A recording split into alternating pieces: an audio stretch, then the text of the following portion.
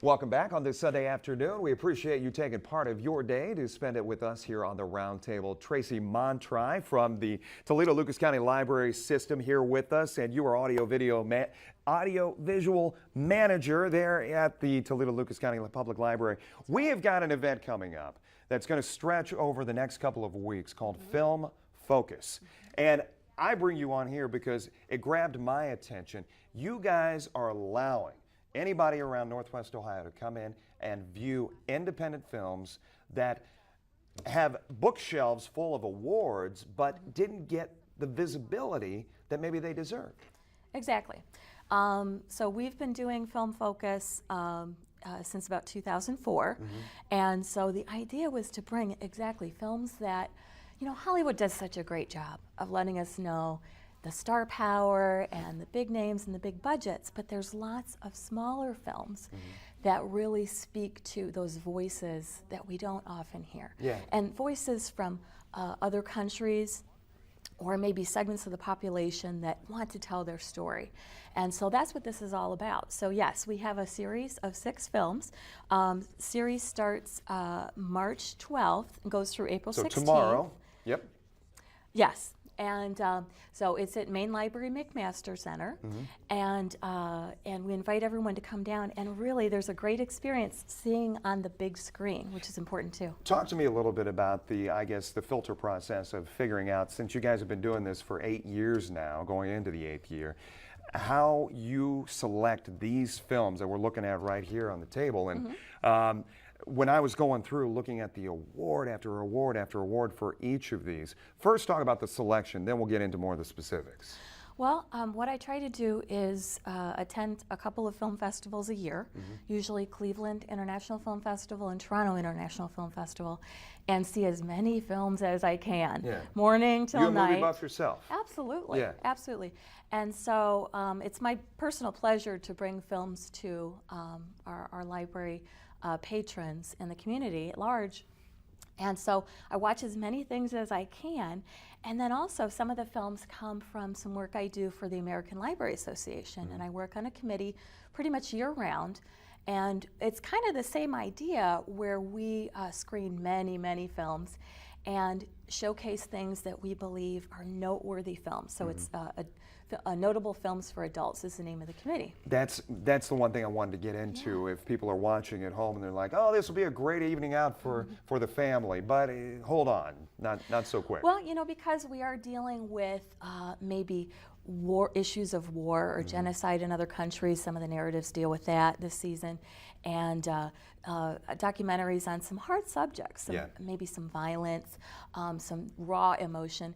Some of the content we recommend for adults, and actually many of the films, many indie films, are not actually rated by the Motion Picture Association of America. So if you're looking for G-rated films, they are available in our collection, of course, and family-friendly titles there, but really recommend for adults seeking thought-provoking content. Let's talk a little bit about some of the films that we have, and we've got some screens that we will put up on. We've got a number of graphics we will put on your screen. You talked about tomorrow night's film, which comes up 6:15, The Human Resources Manager, which what we have done, we've put together just a couple of snapshots from the film itself and listed the various awards that this film and the numerous films that you're going to see have received. But talk, I guess, selection. Let's focus on selection. Why was this one picked? Oh my goodness. It straddled that line between topical drama and a little bit of a road movie and a little bit of a dark comedy. So I thought, gosh, this has something for everyone. And the film itself, you follow the character, the human resources manager, as he travels and tries to make amends to a staff member who maybe was not on his radar, who passed away, unfortunately, makes amends to her family and travels over many countries. So you see the countryside of many areas. I think people get the misconception that independent film means it's going to be a documentary, and that's not the case. No. These are fictional pieces as well, correct? Yes, I have a combination of doc and fiction. Okay, and this is one of those, obviously. Let's go to the next film, which comes up the very next week. We'll show you that page. page there at home. A Small Act, and once again, winner of a number of awards coming up March 19th. Why this one?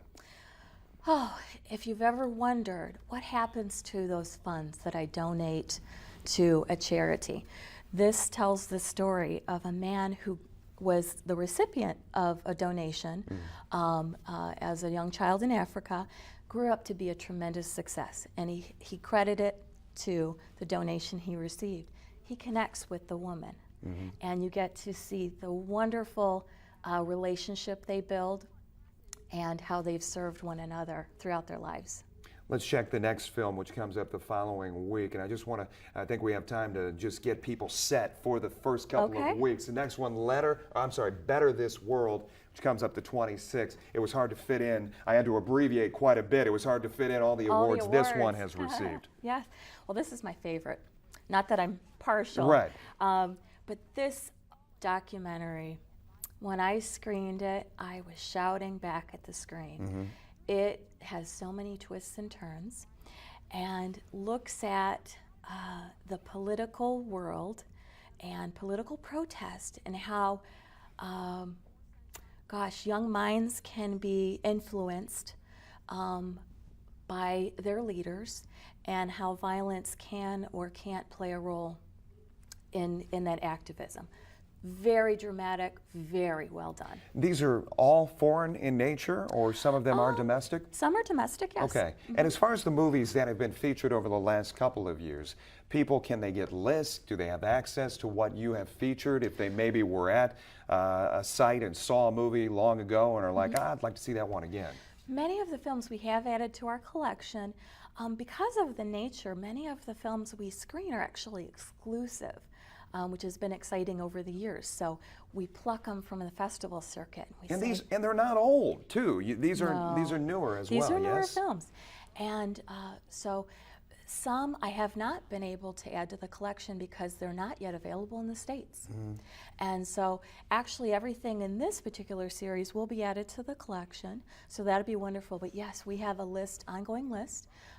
Where people can check out maybe their favorites or ones they've missed. We were talking before we came on today about just the interest that there is in this state. Michigan at times was offering up incentives, bigger incentives than they are now as far as movie makers are concerned.